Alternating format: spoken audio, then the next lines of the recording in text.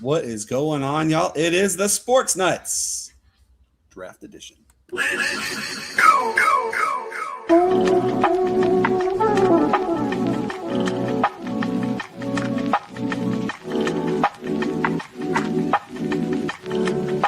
Sportz Nutz are back.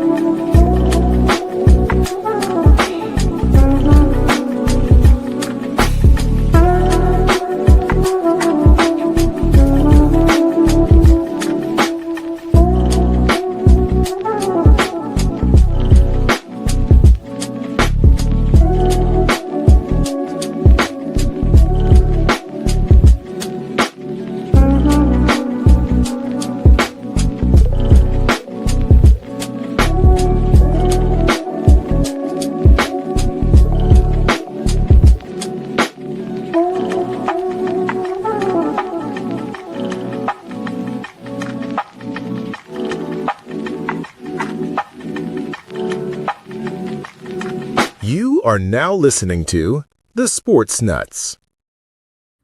What is going on, our beautiful people? Welcome to your favorite sports talk show on the planet. It is the Sportz Nutz. We are so thrilled to have you joining us. Hey, special shout out to everybody listening live on 95.5 FM KFCE, TigerNation.live.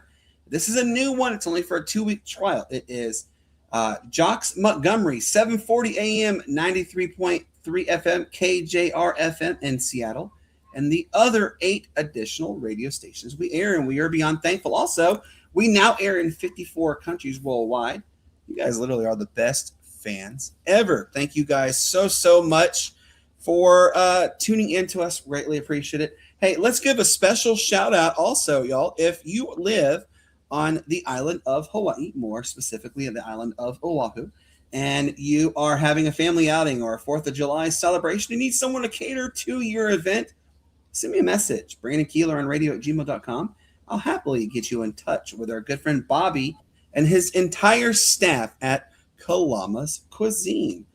Oh, man, it is so good.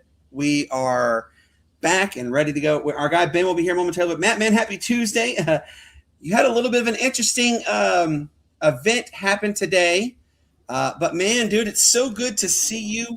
How are you doing? Did you get a chance to watch some high-quality sports at least over the weekend? Hey, what's going on, fellas? I mean, a little bit of here, a little bit there, man. You know how it goes. Just happy to kind of be at peace for the next couple of days, man. I can be at home with the kids and, the pregnant woman, as they say. So, yeah, right, man. So, just happy to be off, not have to deal with that stress for a couple of days, man. But hey, it is what it is, man. Ready to watch got the NBA draft on the side here. Got some baseball over there. Got some, got the Sportz Nutz right there.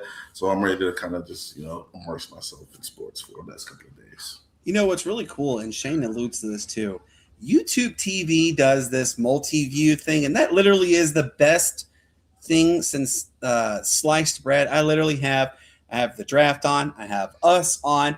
I have AUSL. Chicago is taking on Texas right now. And then I have, of course, like you said, baseball. So it's nice to have this multi-view on. I love it.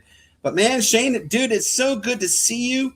How was your weekend, and how did everything go up on your end, man? It went great. Of course, you know me, was out there on the smoker, cooking a couple racks of ribs this weekend.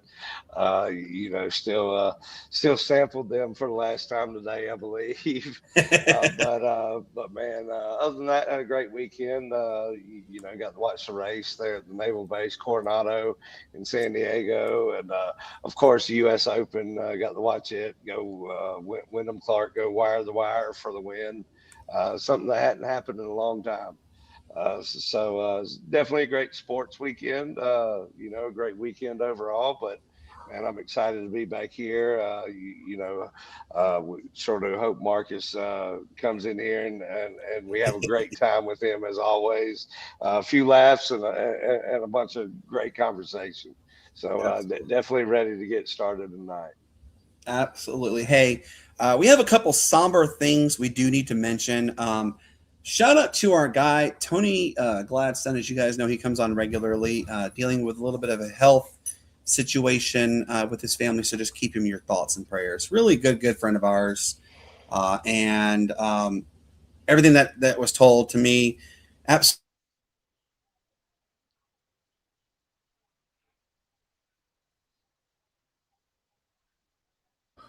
Oh, Oh. did Brandon go off? Okay. Hey, at least I thought it was me for a second. Me too, man. I was like, oh, wait, what's going on? What's going on? Oh, man, I guess Brandon forgot to plug his charger, but we'll go ahead and continue, man. Let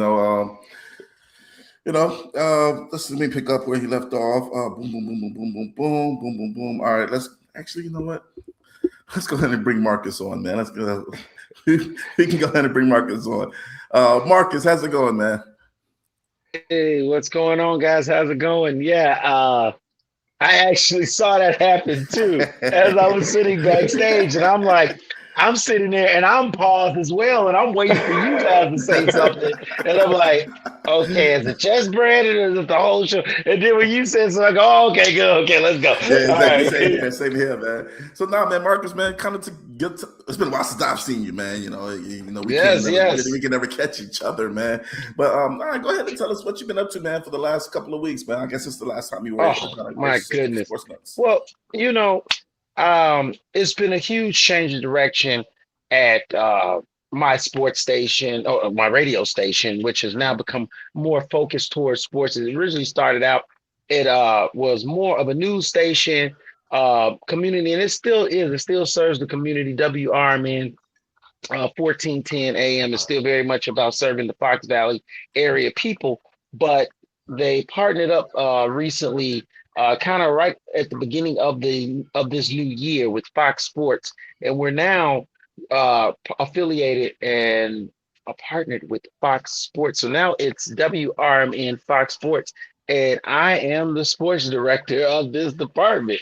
Okay. And so it's just absolutely phenomenal that I'm sitting here running a great team. I have awesome staff. Shout out to Dalton Cooper, Mike Napolitano, Derek Geyer, Tony Tilo Lopez, Andrew Scheid, Sophia Blackburn, Blake Cowell. I mean, my goodness, if I'm forgetting anybody, Nick Johnston. I just don't want to make sure I don't leave anybody out because there's so many people that deserve love and praise. Matt McNeil, Dennis Sonar Green, Dean, the boss man, Dino.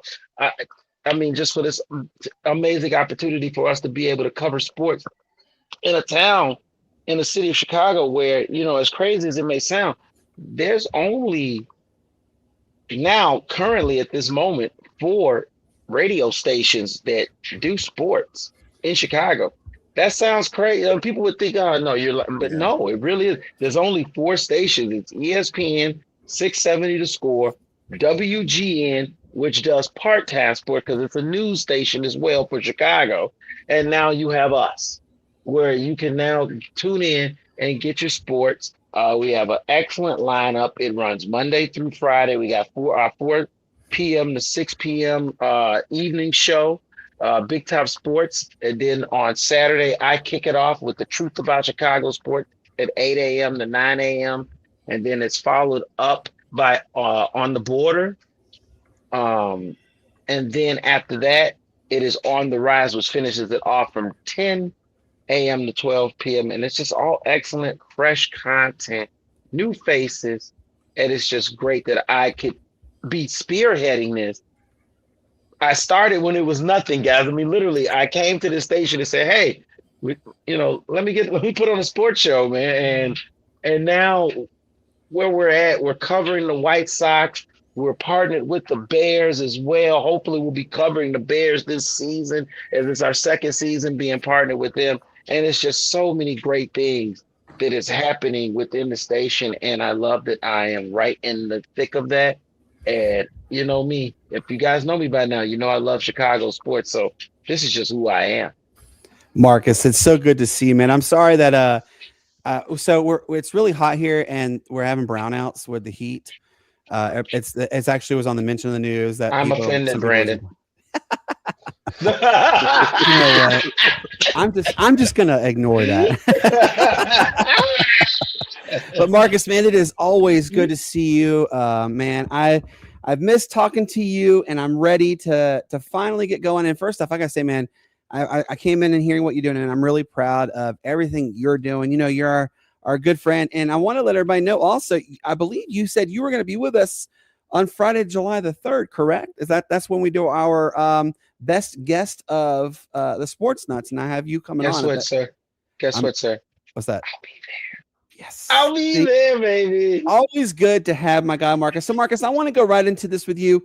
Now, we did see the renderings for the new, yes, this is an absurd number, $5 billion stadium being built for the Bears in Hammond, Indiana.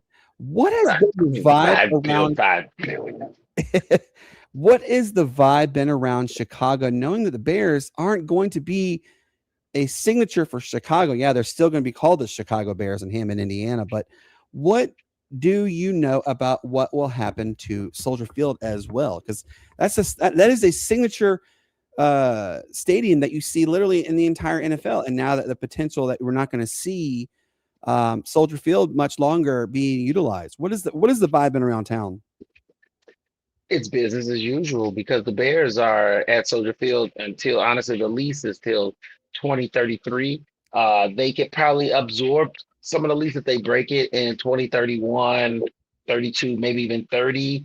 But anything beyond that is going to be a big, substantial hit for them to have to try to break that lease with Soldier Field. So they're going to ride that lease out. So they're there no matter what for at least probably the next 6 years. So it's business as usual from that front. But then the other side of it, the new stadium getting built, there's just so much politics and there's a bunch of fighting that's going on. And it's unfortunate because Chicago runs a lot of the politics in the state of Illinois. A very powerful city. They obviously, the majority of the state's cash, influx of cash comes from the city of Chicago. So therefore, the politicians have big sway, and it has been exactly like you said, a massive problem because Chicago is looking at it. Then not only are we losing the Bears, but now we're going to have this big empty stadium that doesn't get utilized until summertime when we can have concerts.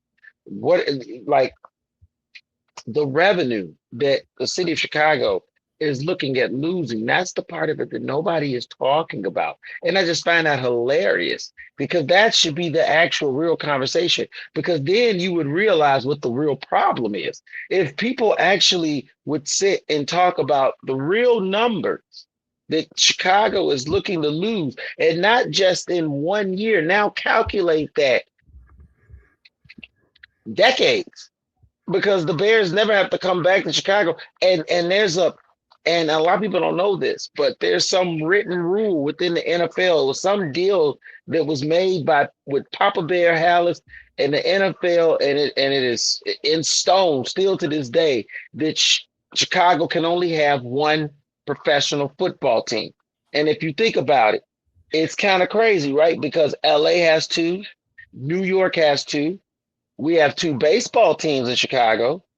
We don't need, I guess, two basketball teams. Most cities don't have two basketball teams except LA, really. But, in the football world, why doesn't Chicago, people never question it, why does Chicago not have two teams? Because they can't. Because otherwise, guess what? They would. That would be the Bears. That would be Chicago's exact solution. If the Bears were to leave, they would just get another NFL team to come in, but they cannot do that. So therefore, the Bears kind of got them by that. And actually, I take that back. It's not. It's not just the city of Chicago. It's the state of Illinois. There can only be one football franchise in the state of Illinois.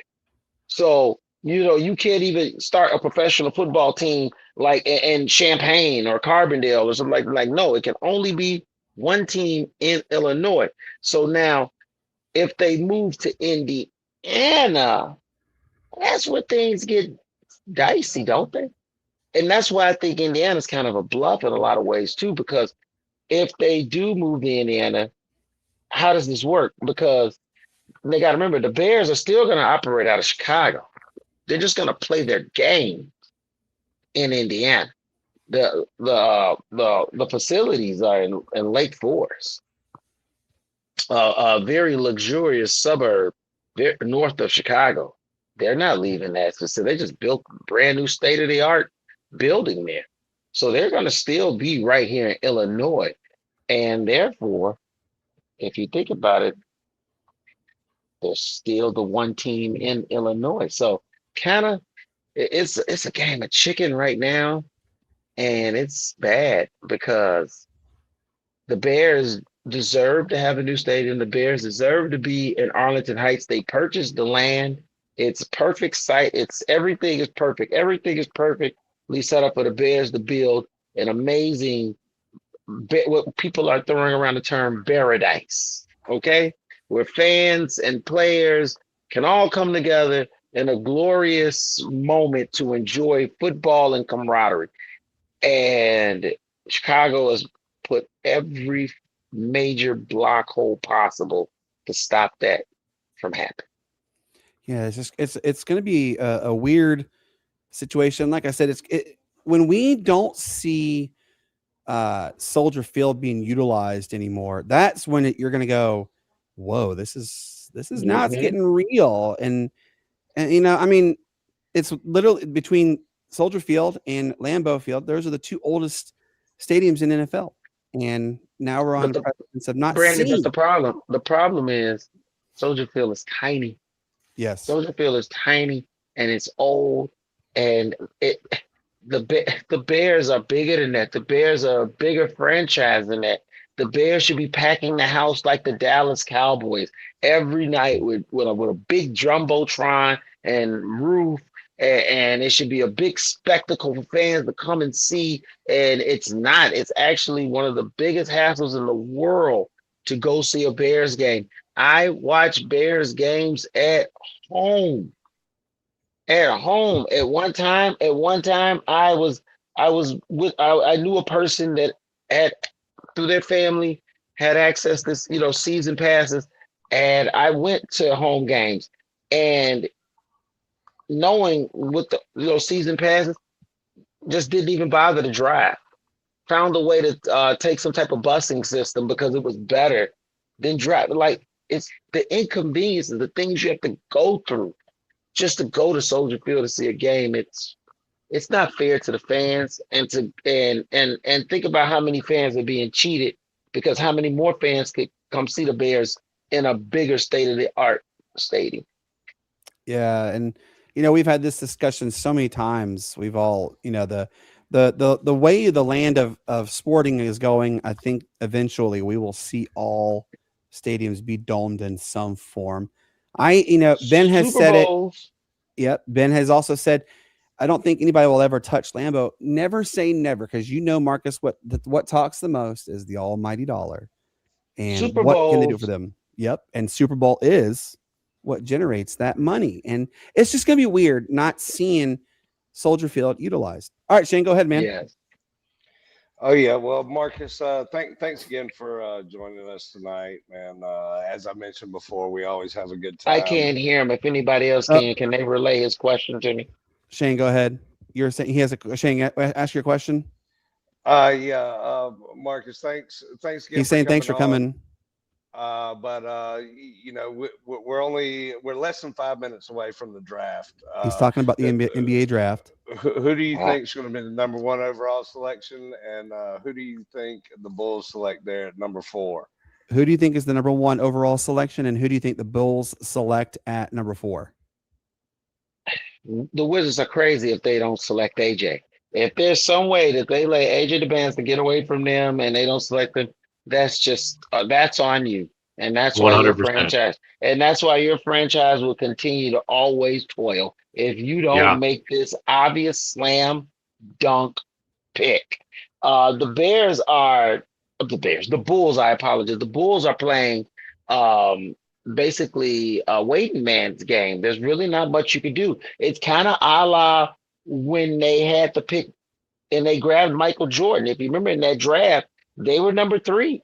Sam Bowie and Hakeem Olajuwon came off the board. There was nothing they could do. Now, imagine if Sam Bowie and Hakeem Olajuwon had turned out to be, you know what I mean, the greatest, or 2 of the greatest, as opposed to Michael Jordan, right? You know, how can you complain? You can't, you can only draft what comes to you. And so the Bulls right now, the Bulls are beggars, they're not choosers, they're waiters, they're not grabbers. And so that's all they can do is just wait to see who's going to be there. And I'm hopeful. Me personally, I want it to be Caleb Wilson. I know some people have said Boozer, some people have even thrown out the Peterson kid from Florida. I'm hoping that they're drafted. I'm hoping that when it's time for the Bulls to draft, I'm hoping that Caleb is just sitting right there on a shiny platter for them. If it's not Caleb, it'll be Boozer. Did you say like father, like son, man? Keep Cam Boozer there. He's saying, did you hear him, Marcus? He said about Cam Boozer is like father, like father, like son. I don't think it's a bad thing. If the Bulls draft Boozer. I think Boozer is going to be a professional. One thing his dad was a professional. His dad gave you 20 and 10 almost every night. Now he wasn't a superstar, but he was at least an all-star or of an all-star level. So if Cam can give you that, you're already winning. And I think that he can. The thing that I just believe is that Cam is not a guy necessarily that you're going to be able to play through.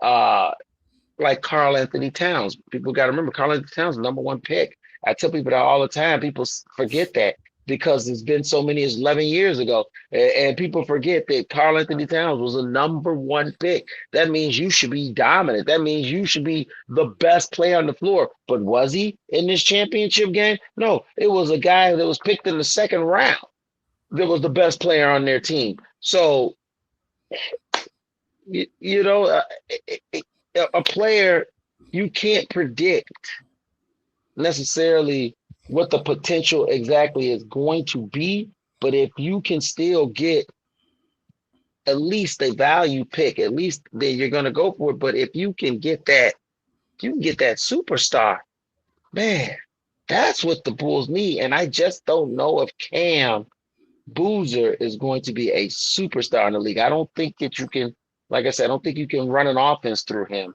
I think that you can run an offense, though, potentially through Caleb Wilson. I agree. Matt, what's your question? First off, I'm gonna say, Marcus, man, thanks for coming on. We really appreciate that. I kind of want to, harp or follow kind of up on that 4th pick. Caleb Wilson will be an absolute blessing for the Bulls. Absolute blessing for the Bulls.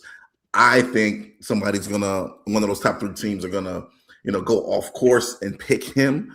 That's what I think is gonna happen. And I think that'll leave the Bulls. I won't be surprised if Darren Peterson fell to 4, guys. I would not. And let me tell you something. If he does, I hope the Bulls pass. I will be okay with that. That is the one time that if he turns out to be the guy, the show, I will live with it. But I don't want the Bulls to take that chance. And he gets there and he's always injured. He can't get on the floor. There's something wrong with him. I don't want any parts of it. No parts of it. The Bulls need a superstar, a guy that's going to play. And so if that's the way it pans out, then I'd rather they went with that kid from the kid that played at Houston. Oh, okay. Yeah. I know you're talking You about know the what I'm point guard. talking about? The point Yeah, guard the point Peterson, guard. right? I'd Yeah, rather they went with him. yeah. What's his name? I can't remember his name right Jeremiah now at the Pierce. moment. Jeremiah No, Peterson. no. He plays for Houston. He's the point guard with the braids, with the dreads. Yeah. Dreads, light skin kid. I'm looking right at it. Dadgummit. Kingston. Yes. Yes. There we go. Yeah. Yes. There we go. Well, I look at it like this, man. Darren Peterson, out of all the guards in this draft, Darren Peterson does have the most talent. He is the most talented. Yes. He's the most comfortable On out there offense, he does. I don't know about defense. on offense, but defense comes. These are rookies. They're 19-year-old kids. They'll all get better defensively as they get used to the NBA game. But with Darren Peterson is the best guard prospect in this draft. You cannot take that away. Nope. They found out what the issue was. It was his creatine, and he was taking too much creatine. That's what was causing all the cramps. But we'll have to see what happens after that. Is he coachable? We'll have to see all this. I think if he fell to the Bulls, which I think could happen because they made it clear they don't want to play for the Jazz because of the same type of players. No, they did. He made it very just by the visiting. Yeah, it was kind of made obvious. Yeah. They made it very clear. Also, I wouldn't be surprised if the Jazz made some kind of insane package to Washington and moved up to number 1 because the Wizards have an overabundance of wings already, guys. Good wings. They have good lottery pick wings. They do. Already.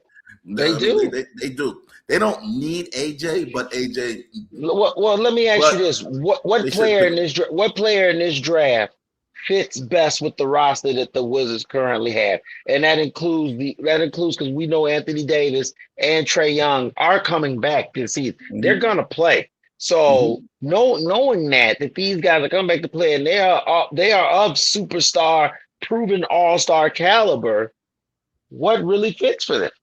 Well, it will have to be a wing player. It will have to be a wing player. So I mean, you can't go big because you got Alexander Sarr and you have AD right there. Those are your bigs, and they're not going to go point guard. They just give a point guard $200 million, and so they're going to have. It's going to have to be a wing. It's going to have to be a wing. It's got to be AJ, man. So I wouldn't be surprised. Are you saying they're better off with Peterson? I wouldn't be surprised if they had him playing him and Trae in the backcourt. I think I'm not going to lie to you. Like real talk. Like I said, that knowing that sense of it, I could understand the Wizards going that route because AJ by far is the most talented player in this draft. He is that dude. I believe he is going to be a superstar. Now, in my opinion, I feel like you just draft him and you make it and you see how it works. And if you got to move someone else so that this kid can excel, then you just move someone else so that kid can excel. That's me personally. But I'm not a GM. And I do understand what you're talking about and that analytical side of it and the fact that they have invested that much money in Trae Young. They do have Anthony Davis. It does make a lot more sense for them to draft Peterson. We're going to find out in a few minutes. The draft is getting ready to get started. We'll definitely find out. So, but to get back on track, here, my question to you, it goes back to the Chicago Bears. We see that the Bears have finally surrounded Caleb Williams with weapons and invested heavily in the offensive line. But do you think Chicago is ready to make that leap from rebuilding team to legitimate NFC contender? And tell us, what's the biggest factor that will determine whether Caleb becomes a franchise quarterback? So here's the thing. I'm gonna drop a bombshell on you. He's already a franchise quarterback. All he got to do is just continue to play the way he's played. The dude threw for 3,900 plus yards, 20 plus touchdowns, and had 7 interceptions in his second year in the league. His first year under a rookie head coach. He's that dude. He showed exactly who he is, and so as long as he just continues to stay the course, then now we're talking who knows what is next. We're talking Pro Bowl. We're talking what's the when you're one of the top players in the league, NFL Pro.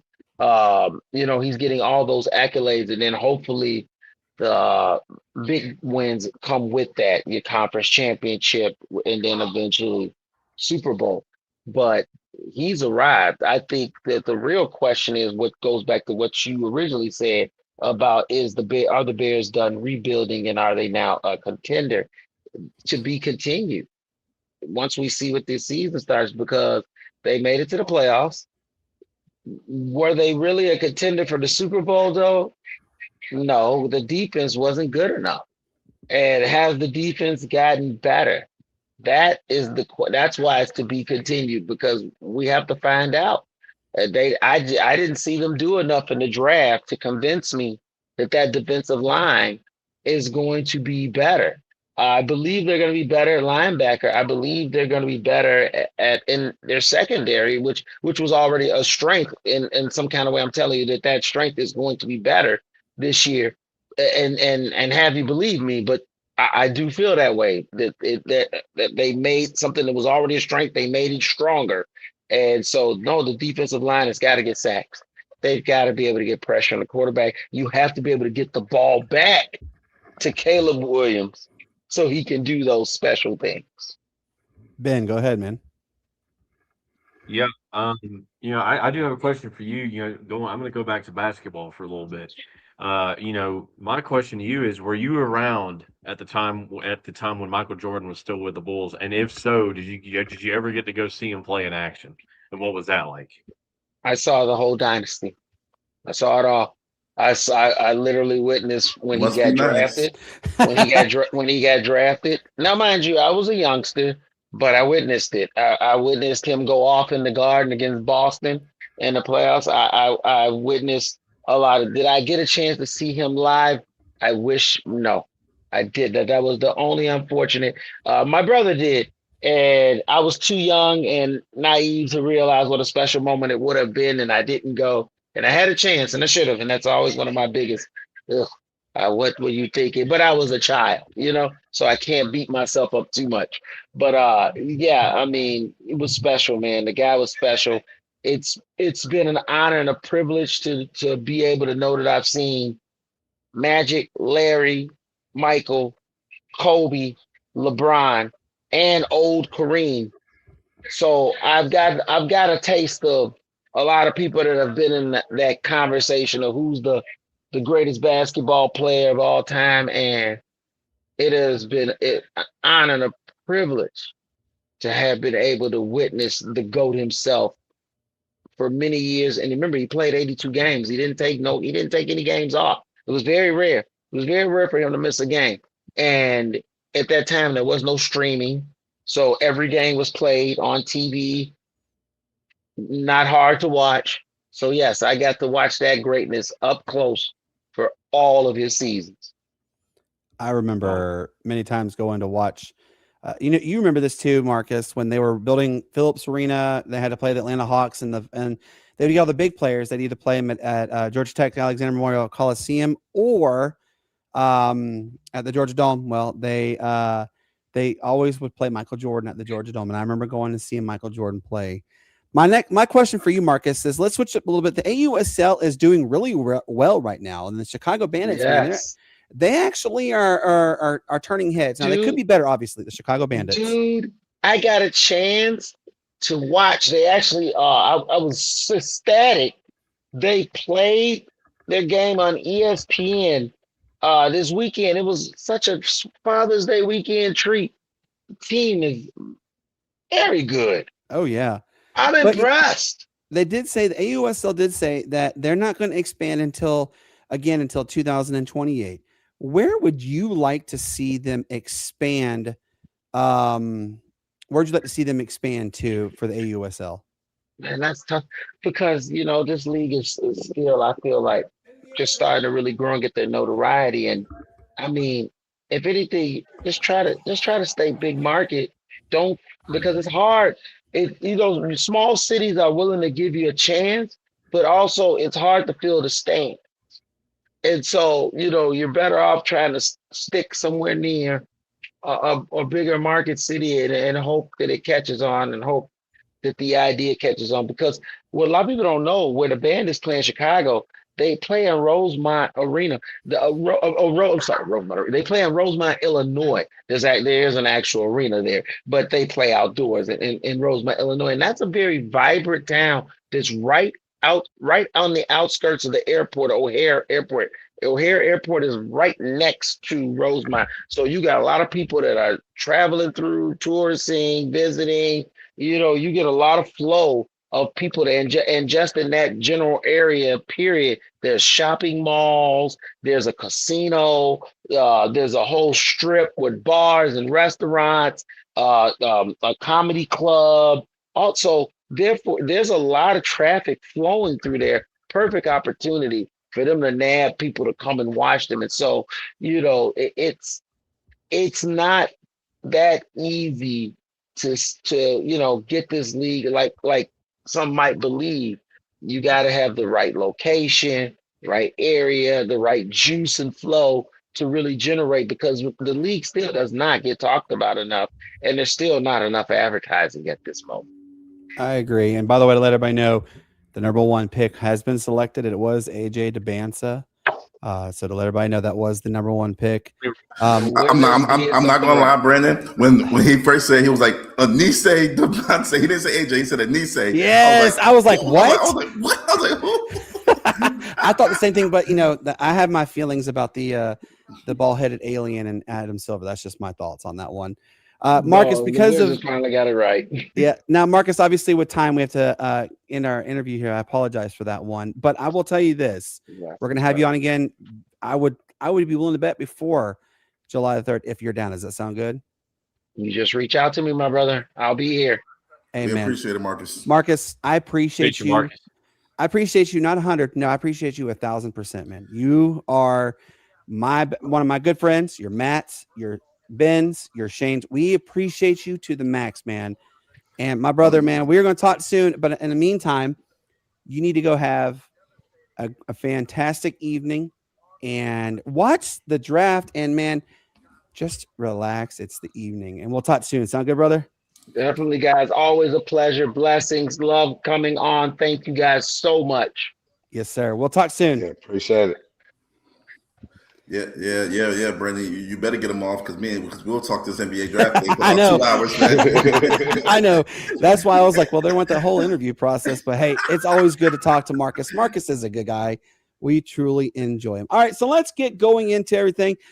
We will keep you up to date with all the selections and everything. But first off, happy birthday to, yes, it is. Happy birthday to baseball officially. Last Friday, Major League Baseball turned officially 180 years young. To be precise, June 19th, 1846 was the official date. However, it is been theorized, and there's kind of a lot of been a backup proof that during the Revolutionary War time, actually, baseball was a version of it was played with a rock and a stick. I want you guys to all give me your top. I was going to say give me 5, but give me your top 3 MLB moments that you've experienced in your lifetime. Not watched on TV, but in person. And it has to be Major League Baseball. Now, you can use minor league baseball as well, but it has to be something you saw in person. And we're going to start with you, Ben. Give us your 3 Major League Baseball moments that you will never forget. You said they got to be in person? Yes. Well, you can use minor league as well. I was gonna say that's going. Yeah, I ain't gonna have that for you because I've only been to like 1 baseball game. But I will give you. I will give you my best memory. I'll give you one. I'm gonna buck what you said just because I feel like it. I'm gonna give one. I'm gonna give one that I saw in person, and as well as one that I saw on TV. I will say my favorite memory that I've seen in person was. Me and a couple of buddies went to a Braves game back in 2018. Yeah, 2018. It was Ronald Acuna. It was either his rookie year or second year. I mean, he was fresh in the league. I mean, he had just kind of started making a name for himself. And we were playing the Orioles, and I'll never forget it, man. Went to I think 14 innings, 15 innings. I mean, the game didn't end until about 1 a.m., 2 a.m. It was a long game, but just hearing the roar of the stadium, we started chanting as soon as Ozzie would step up to the plate or Ronald would step up to the plate, whatever, we were chanting their name. It was that was unbelievable. We ended up losing the game to the freaking Orioles, but it was still a fun experience. What year was this, Ben? 2018. Oh, wow. So, Yeah, I'd say my best memory, I guess not necessarily the best memory, but one that sticks out of my brain the most, especially in recent memories, the Dodgers when they hit the grand slam in Game One. Oh my God, yes. To win the Game One of the World Series last year, or 2024 rather. Yeah, that that was gave me chills. unbelievable. I was watching that live, and I'm like, wow, that's something. So, with that $1 million roster they paid for, by the way. And Darren Peterson has been selected by the Utah Jazz. So good one in there. All right, Matt, I want to go to you.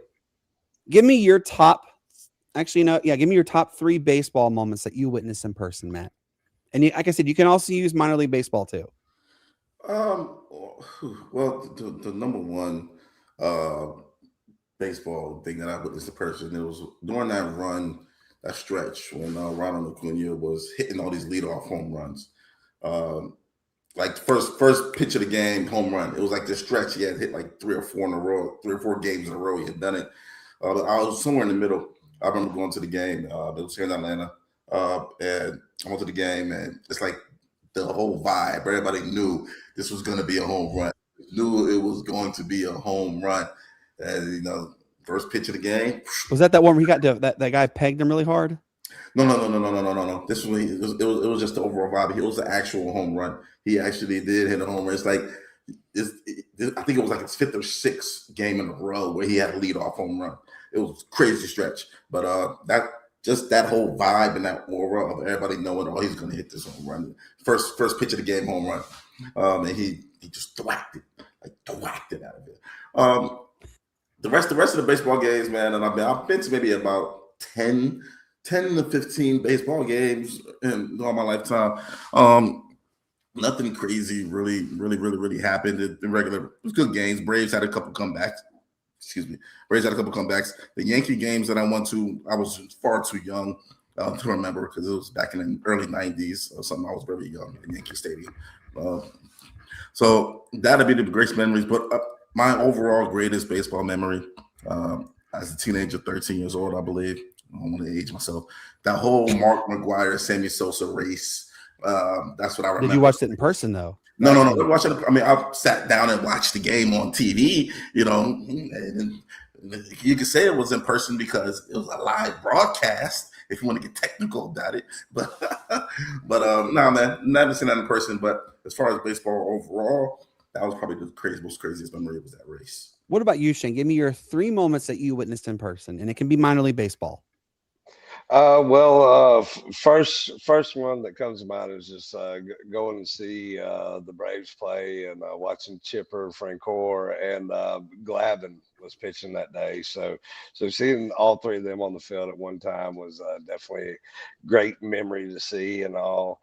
One of my favorite memories was actually at a Phillies game that the Braves weren't even playing at, but where we sat was right there in left center field where the fanatic crazies or whatever they are sit, and to be there at a ball game with them and seeing them get involved was definitely a fun memory and one of the most fun games that I've ever been to.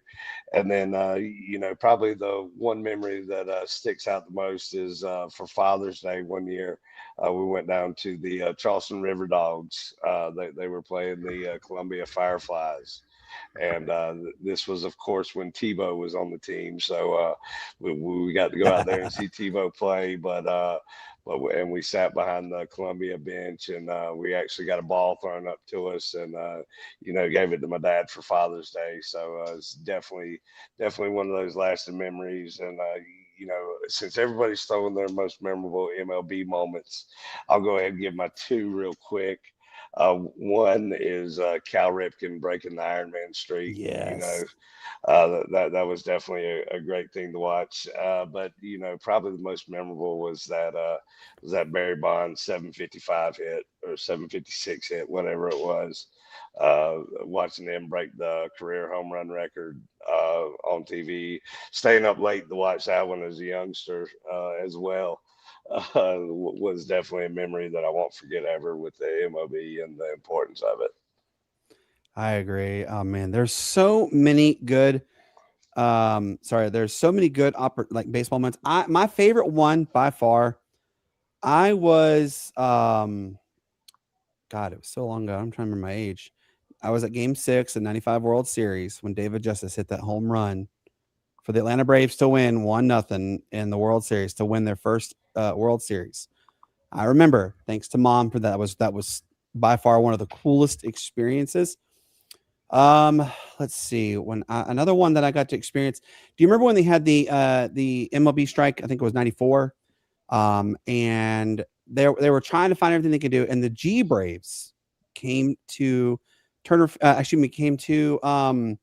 Fulton County, and they played at Fulton County Stadium, and I got a baseball signed by all the players. I still have that baseball, by the way.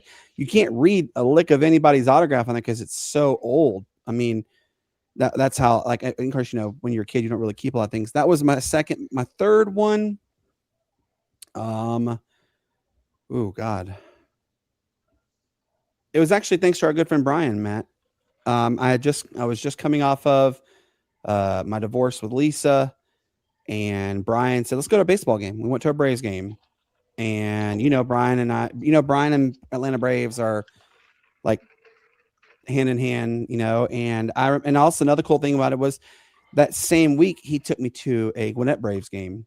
So Brian and I went not only to a Gwinnett Braves game, but we went to an Atlanta Braves game. That was pretty cool just to spend time with him. So those are my 3 favorite memories. Let us know in the comment section what was your 3, and if you ever needed validation, this was actual proof that baseball did in fact was officially born June 19th, 1846. It was between the New York 9. They beat the Knickerbockers 23-1 in Ellison Field in Hoboken, New Jersey. Matt, you know where that is, right? Do you know where Hoboken is? Just nod. Yes. Okay. Yes, I do. So that was actually, and yes, Cam Boozer was selected with the number 30 pick to Memphis. Now there is some talks that the number 4 pick could be traded. Chicago is trying to consider trading back to get more capital. Quit spoiling everything, bro. It's literally mentioned on ESPN. So my next thing is, now I got a question for everybody. Who was the tallest football player y'all have ever played against? Now, Shane, I know you have yours, but Matt, I know you didn't play football, but I know you played against some tall players. I mean, both Matt and I played against some 7-footers. That's a real story. Matt will happily tell you about that too. But mine was when we played against Marietta High School. Matt knows Marietta very well. One of the most predominant programs, actually, that and Wheeler High School. Those two go hand in hand with greatness. I had to line up against a tackle, and I don't remember his name, and I was a good pass rusher. This guy seemed to have my number. He was 6'7", 308, but he didn't play like he was 300. I remember Coach Manus called for me to blitz 8 times, and I got through 1 time, and that was it. And I did get a sack. The rest of the time, though, I could not, no matter what, I could not get against this guy. Was phenomenal player. I cannot remember his name for the likes of it. But the reason why I ask is because there is a 16-year-old kid.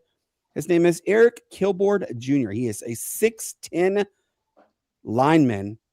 He set 2 Guinness World Book records for having the largest feet and hands of any living teenager. His foot measures 13.5 inches, and he wears a size 23 men's shoe. His hand expands 9.13 inches. And I'm going to give you guys this picture. This is how tall he is. Look at how tall he towers over his team. So I'm going to start with you, Shane. What is the tallest football player you've ever had to go against? Well, I played against a few tall ones, but of course, being in a smaller school, 1-2A school, not many kids. We didn't really play many, but one I can remember, I played against a 6'2", Alshon Jeffrey as a sophomore. One of the guys that I went to school with and played against, Cliff Matthews, who ended up going to Carolina and ended up there with Atlanta. He was Coach about a Reinhardt 6'5". Yeah, 6'5", 6'6", defensive end. But by far the tallest player was Clifton Gathers. He was a 6'8" defensive end, played with the Bengals, notoriously in the NFL, but did the South Carolina route as well as Clifton did. But those were the three that I can remember that I played against. But you're talking about the story of the 6'10" guy. There's a kid out of California. That I believe is a rising senior, 7 foot, 440 pounds. I wouldn't even try. I just say the heck with playing you. I'm not going against you. No. So yeah, he was a towering individual as well. But I saw that one come out. But definitely very interesting to see a lot of these bigger guys play football, because what was it? Not a few years ago, if you were 6'7" or taller, you just basically played basketball. Yep. Football wasn't a viable option for you, but now everybody's getting more athletic and it's working out. So we're seeing horses on the football field. Ben, what about you? I don't know. Did you play football, by the way, Ben? Man, one of my greatest regrets is not playing, but I can give you a memory I'll give you a memory through my brother that he did play. I actually, both of my brothers did, which makes my regret even more. But my oldest brother, he actually played D end in junior year, played left tackle in his senior, and he was quite talented. He was quite talented left tackle, and I'll never forget we were playing a team in the playoffs that we were not favored against. We were playing I think it was South Point was the name of the school, down in Charlotte. Huge, big guys. They probably had Aaron could tell you. That's my brother's name. They probably had about 3 or 4 guys that were going D1 or more. They may have had more than that. One of the defensive linemen that he actually repped against was one of them. And we ended up. I never forget this, man, as long as I live. We ended up going all the way down. Ended up going all the way down the field. It's an overtime at this point. It'd been a back and forth game. Neither defense was really playing.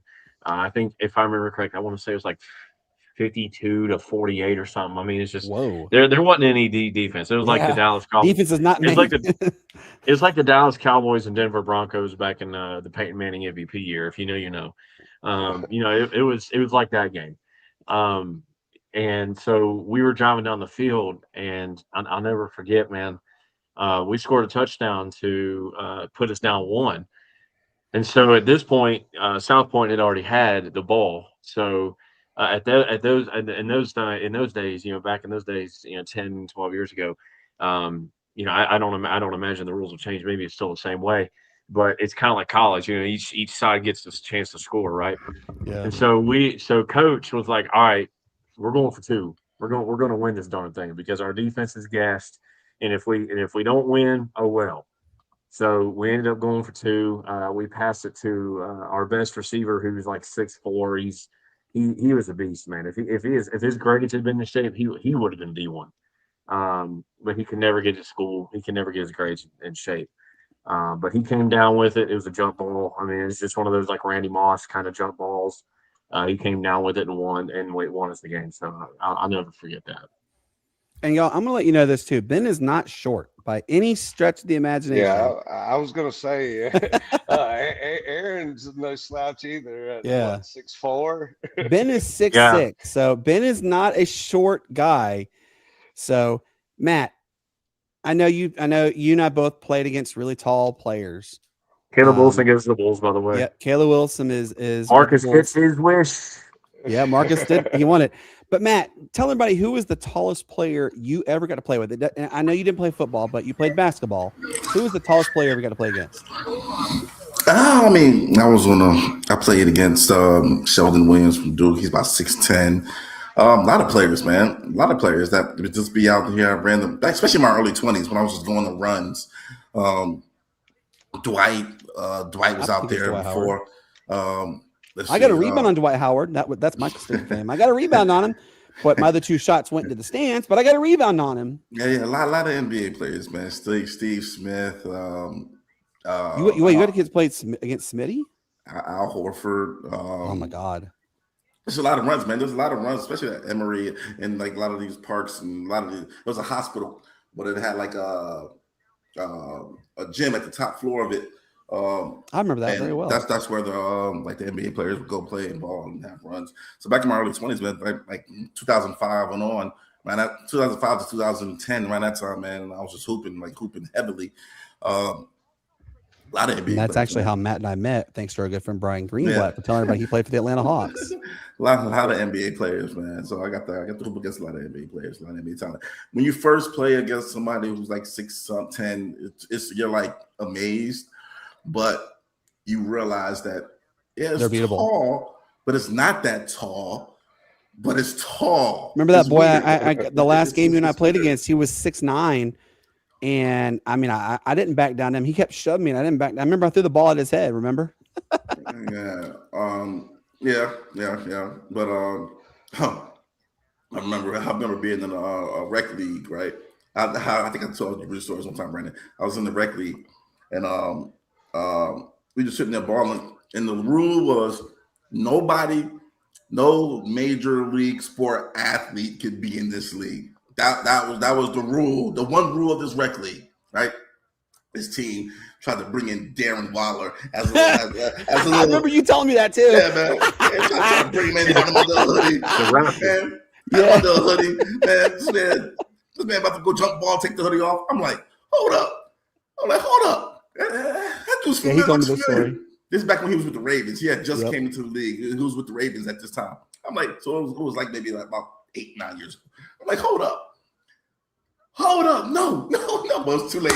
They took ball and he proceeded to mollywop us, man. Darren Waller mollywopped us in this league. We couldn't stop him because he was like, what, 6'7"? He's like 6'6", 6'7". Yeah, he's tall. Yeah, we couldn't stop him because he was just so big and strong. Like he had that tight end strength. Like he was big and strong, man. We couldn't stop him.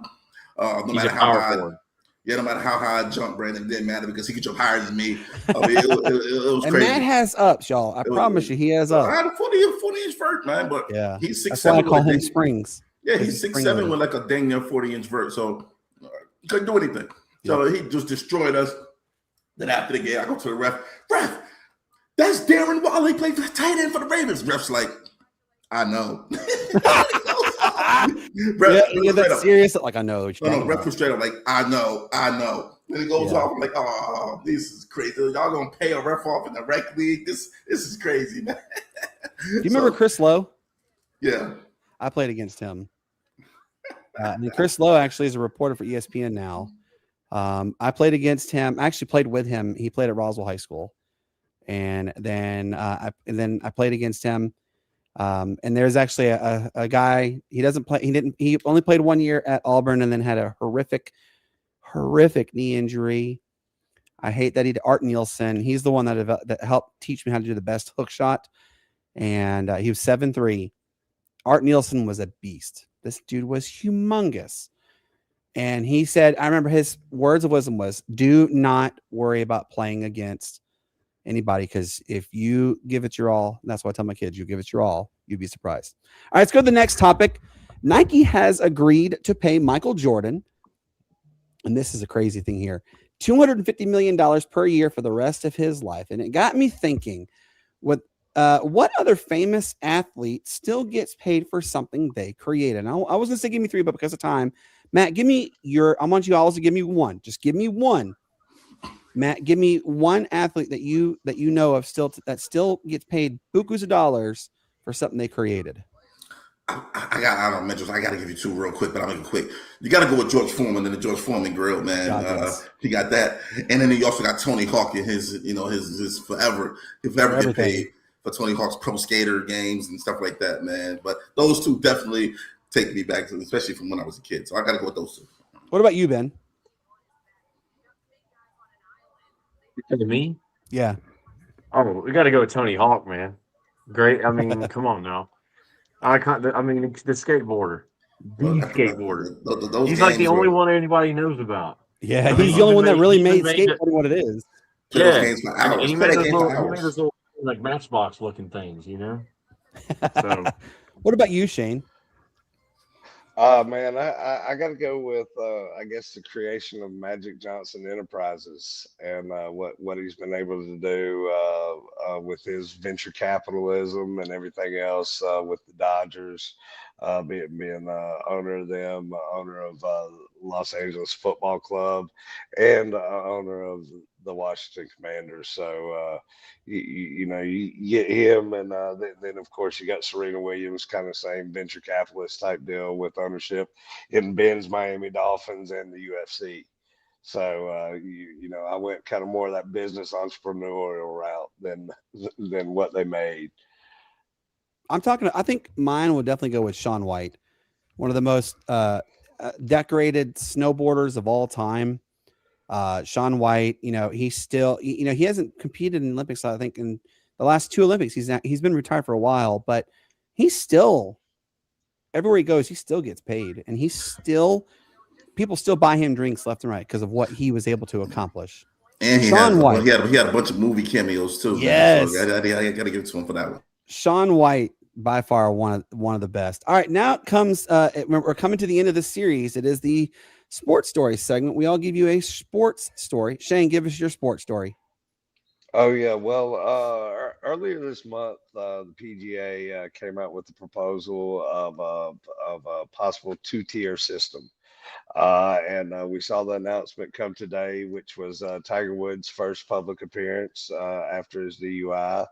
That they announced that in 2028, the PGA Tour will be going to a 2-tier system. Will be the PGA Tour Championship Series and the PGA Tour Challenger Series.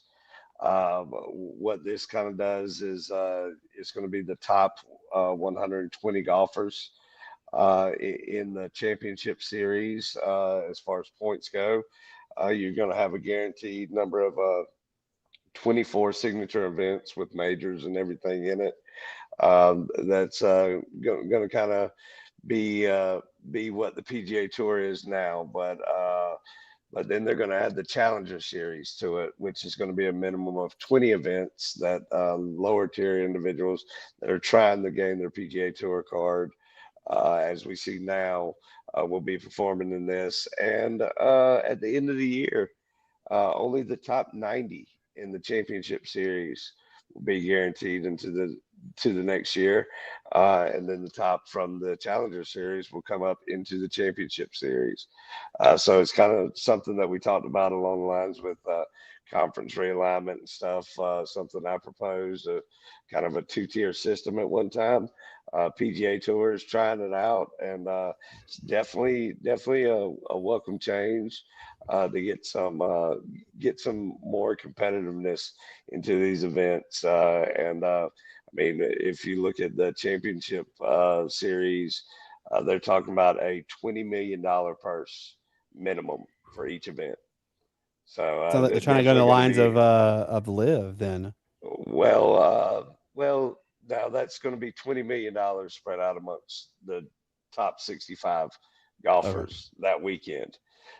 So it's not going to be that guaranteed money. Of course, you look at it now, the PGA Tour with their FedEx Cup Championship, it's a guaranteed $10 million payout. So not saying that there's going to be $20 million at every event. There's probably going to be more at a majority of these events.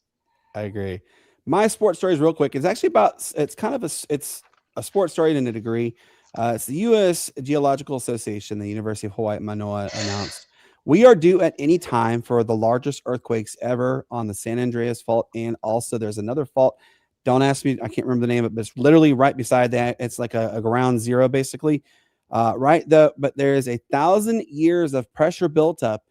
And they said that when the faults do slip, which it's not a matter of if, it's a matter of when, it'll be worse than the Japan quake of 2011. And if you guys remember this, I don't know if you guys do, but the World Series between the San Francisco Giants and Oakland Athletics in the 1980s, where the world of sports saw literally an entire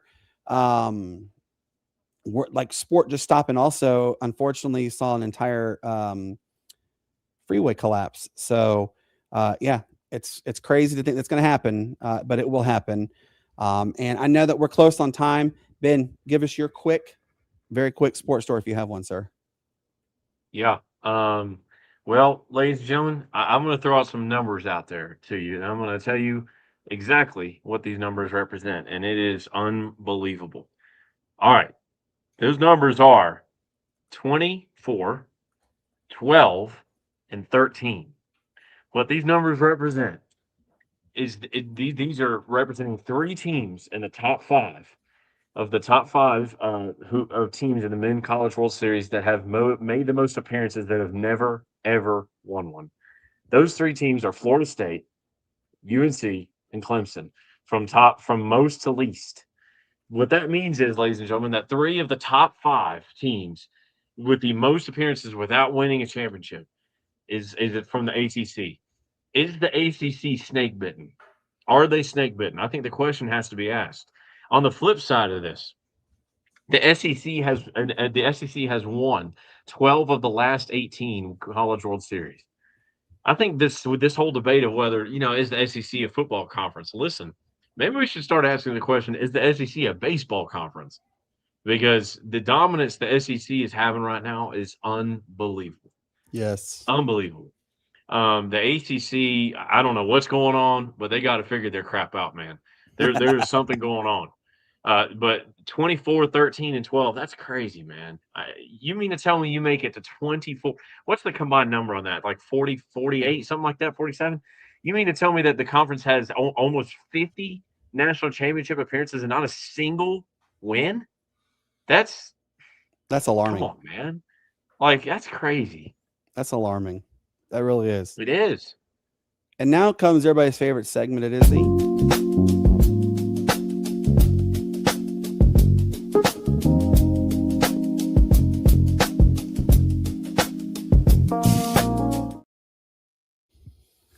Yes, it is the honorable mentions. I know we were trying to get Matt on there, but we're pressed for time. So my first honorable mention is, if you guys have had the privilege to watch the World Cup, you got to see the 2 greats, Lionel Messi, and you got to see Cristiano Ronaldo. The reason why I mention this is because this is probably their last time ever in World Cup.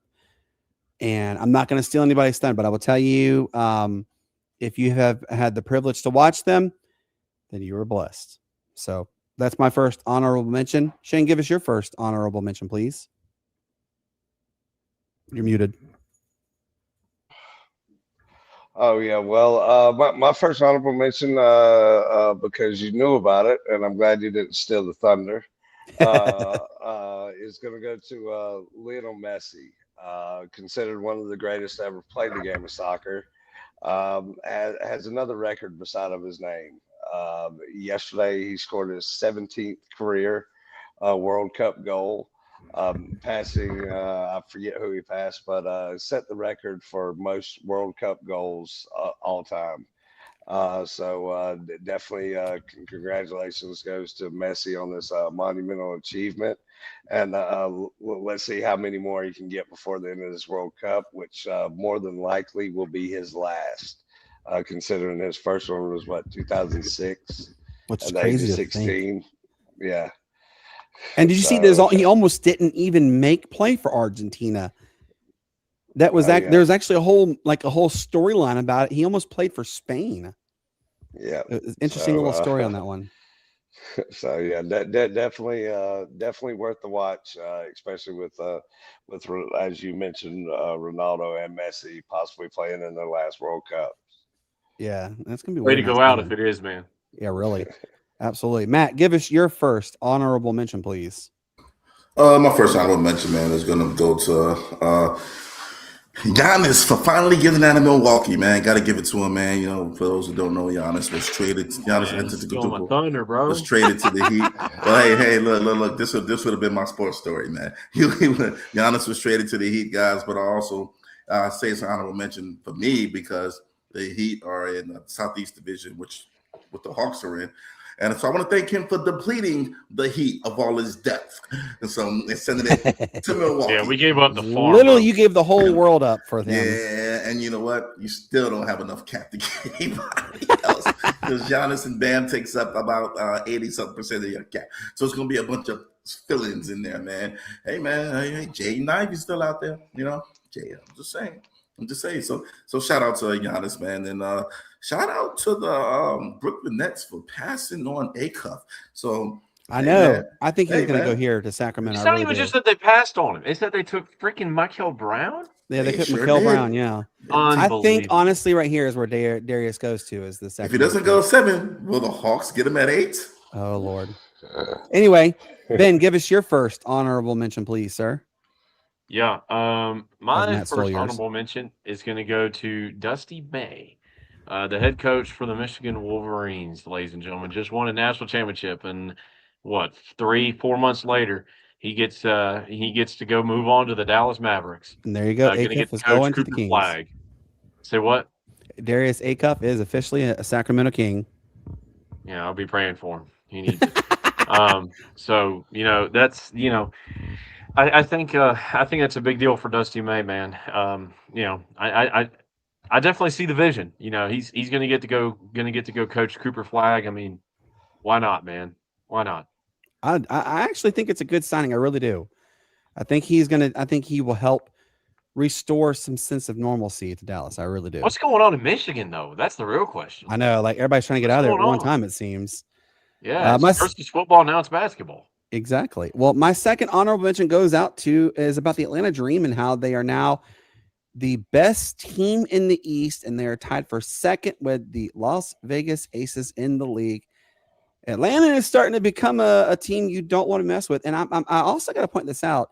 This same time last year, where Angel Reese's team was, they were 3-7. They were absolutely left for dead. And it's with her here now, they are one of the best teams. I think they're 7-3 since she took over at the center position.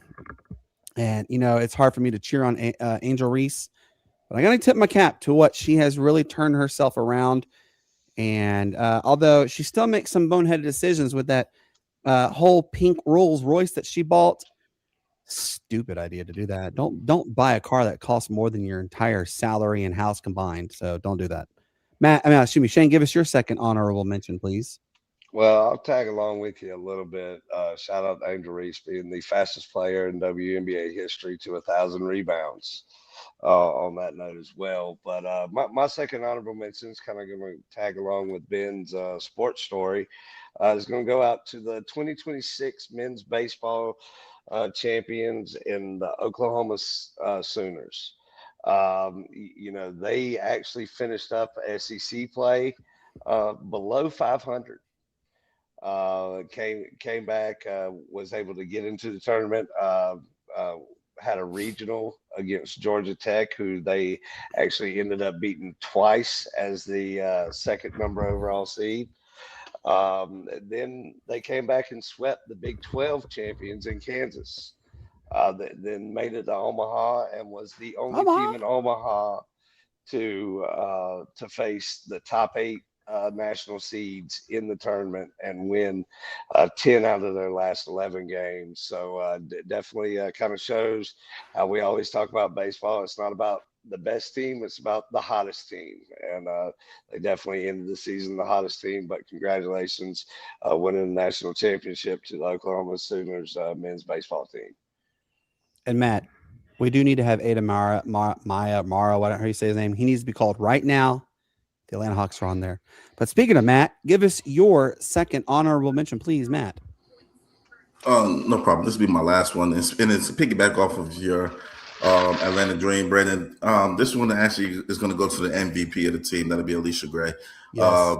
One of the WNBA's hottest players. And I mean hottest playing players, guys. Come on.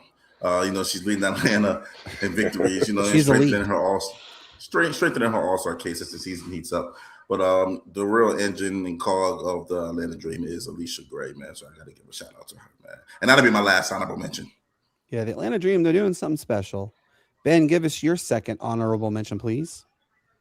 Yeah, we're gonna should give a shout out to the Atlanta Falcons for giving Kyle Pitts a 3-year, $54 million extension. Did you guys just hear Ben give a shout out to the Atlanta Falcons? Matt, you better be timestamping that. Hey, I don't hate on them. I just hate on every crappy franchise. That's all. Including my own team. So, Kyle Pitts getting a 3-year, $54 million extension. Not really sure what he did to get that, but more props to him. I will say this about Kyle Pitts. He has improved every season that he's been in the league. So if he keeps on the upward trajectory, can't hate on the contract. I mean, there's no doubting that he has improved every year. No, but he definitely got overpaid. That's for darn sure. This is one of the bonehead decisions I think Matt Ryan should have really worked on, is not paying him as much as they paid him. So, well, they ain't gonna have no money for defense, man. Paying Drake London, paying Kyle Pitts.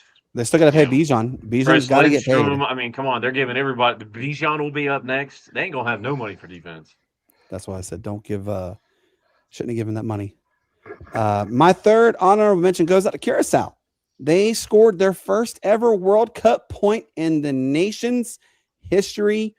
Hopefully, it's a start of future growth to continue for this country. But shout out to Curacao for finally getting their first ever World Cup point. And by the way, shout out to all the small teams in the World Cup, the small nations. I mean, you literally had Cape Verde, who they were the smallest nation, and they held Spain to a 0-0 draw.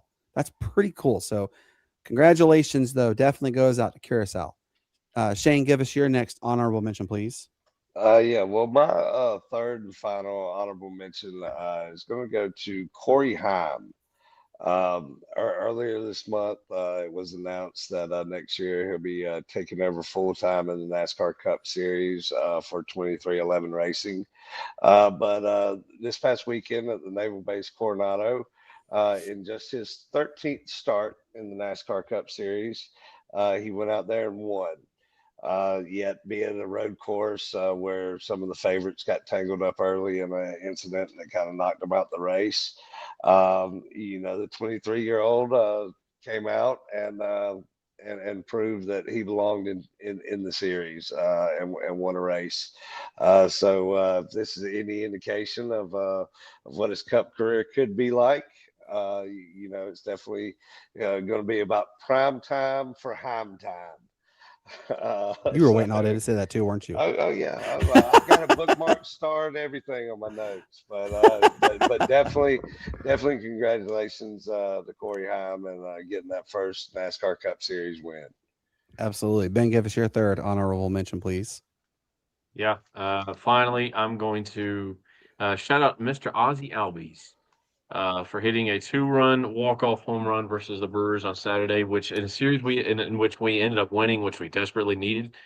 Obviously we ended up losing the final game, but it ultimately doesn't matter. If you go 2-1 in every series, you're doing pretty good. Now we've gone 3-7 in their last 10, which ain't great. We need to get back on track, but definitely got to give shout out to Mr. Ozzie Albies. What? He's been a baller. So shout out to Kingston Fleming for going to the Atlanta Fleming Hawks. playing for the Atlanta Hawks. That was not who I was thinking they were going to select. Hey, they need a point. They need another guard though. TJ McCollum's not young. No, that's true. Yeah. Yep. Man, but y'all, this was absolutely an amazing episode. Hey, we will be releasing. There are a couple things we got to let everybody know. There is going to be some official press releases today on our social media pages. So make sure you send the people who are shutting out congratulatory messages for joining the team. I do want to give a special shout out to my guy, Anthony McCulley. He is one of the members of our website team. He is going to be our Midwest region cover. He actually is based in Madison, Wisconsin. Really excited him on that one. But the two new members that we have on our page officially are good friends of ours. They actually have their own sports talk show. It's called Flag on the Take. It is Cole Braben and Jordan Lewis. They are joining the team on our website team. So congratulations to them. And of course, I got to give a special shout out to my guy, Mark Livingston, who is the chief editor of our website. Now I'll let you guys know also the website is coming for its final stages to get everything going. Mark and actually are going to be getting together on July the 4th weekend, and we're going to be getting everything ready to go. So it's not much longer than you guys are going to see nuttysports.com take epic leaps and bounds. Here's the upcoming episodes. Episode 240 will be this Friday, June 26th. 241 will be Tuesday, June 30th. We're still debating. We're trying to see, because of our guy Tony Glasson had something unfortunate happen. We will let you know if he is coming on. I'm not going to go into any details. Just give him your thoughts and prayers. And then episode 242 will be Friday, July the 3rd. Is the best guest of the Sportz Nutz episode. As you guys heard, Marcus McCollum will be there. We have a lot of people coming on. There's not going to be any sports talk. It's just going to be all of our guests telling us like what their journey is since being on our show. It's about 30 people or so. So it's going to be a really jam-packed. Some people are going to be on and off real quick. So stay tuned for that one. Episode 243, Tuesday. Excuse me, I already said that one. Nope. Will be Friday. I had these backwards. I'm sorry. It'll actually be on Tuesday, July the. Can you read my handwriting? July 6th. Tony Feely. He is the PA. I believe it's the 6th. He is the public address announcer for the Memphis Redbirds, the AAA affiliate of the St. Louis Cardinals. He will be joining us to talk. Really excited on that one. And then episode 244, Friday, July the 10th, and 45 will be July the 14th. Also, want to let everybody know that every Wednesday, except this Wednesday tomorrow, John and I are teaming up from the pitch grid to do our FIFA World Cup recap this weekend. This Wednesday will not happen because we have things that are both going on both sides of us. But we will be back the following. Now, as you guys know, John is a real good friend of ours, so really excited to have him on. It's that time, though, for everybody to give their goodbyes. By the way, welcome back, Ben. We're glad you're here. Had a little bit of a health scare happen over your mission trip. Would you care to share with everybody? If not, that's totally fine. Yeah, I'll make it fast in the interest of time. We were moving a sign for the church. We built a new sign. We ended up falling off the truck. We weren't going that fast, just going 5-10 miles an hour. But I knew in my head, I said to myself, don't do this. This is not a good idea. Didn't listen to my gut. And that's the last time I do that. I just praise the Lord for, strength and, renewed healing. It could have been a lot worse. I could have been dead, could have had serious brain damage, but thank God I'm still sitting here and talking sports with you nuts. So it's pretty awesome, dude. Yeah, we're glad you're okay. And no more falling. We can't have you get hurt. We don't like anybody getting hurt. So no more falling. I got to learn to stop, drop, and roll instead of just, stop, drop, and hit, So. Yeah. Don't pull the Tua Tagovailoa and everything, we don't need you getting hurt. Hey man, when that stuff is happening, you don't think, like, you don't have time to process things, man. You just instantly react. So it's an instant. Nothing wrong with that. This is just the way it happens. But we're glad you're okay. And definitely glad you're on, God's on your side. So Matt, I hope you have a good week, man, but please tell everybody your final goodbyes, please. Absolutely, guys. What's the middle of the week, man? So just enjoy your sports. As Matt had to hear kids screaming in the background. Hey man, it is what it is. This is what I'll be dealing with the next couple of days. Summer vacation. So man, just enjoy your sports, man, and just try to stay at peace, people. Try to stay at peace. Smooth, calm, namaste. Just try to stay at peace. Remember, Arian Foster used to do that whenever he scored. He would just, namaste, man. Namaste. Just stay at peace, guys, and try not to get taken off of your course of peace. So, don't get flagged in the game of life. And the Dallas Mavericks select Johnson Jr., the forward out of Michigan. Shane, it's that time, everybody your final goodbyes. Oh yeah, well, as always, man, we appreciate everybody tuning in, liking, following, subscribing, all that good jazz. We appreciate it from the bottom of our hearts, and as always, may the good Lord bless you. Peace, love, and bacon grease. Peace, love, and bacon grease. Indeed, I got to ask you real quick, where did that come from, Shane? I've always wondered. I don't know. I don't know. It's been some years since I've heard it, but I've always wondered. I'm like, I've always been like, I got to ask him what that's from, but I dig it. And as you know, guys, I always tell you, peace up, A-Town down. Why it's the greatest sports day ever was. I hope you guys have a fantastic week. Summertime is here for everybody. I'm gonna let you guys know. You better be weather aware this week. It's going to be HOT hot. The oven is officially on. outside. They're saying we could have triple digit temperatures here. Shane, not so much because he's in the mountain range, but all of us out. So just be weather aware and stay safe. And as you guys know, we'll be back with you on Friday. Until then, y'all have a fantastic evening. Thank you guys so much for tuning in. It really does mean a lot to us. Shout out to all the radio stations we air on, and shout out to all of our international audience. You guys have a great evening. Enjoy this outro, and as always, goodbye.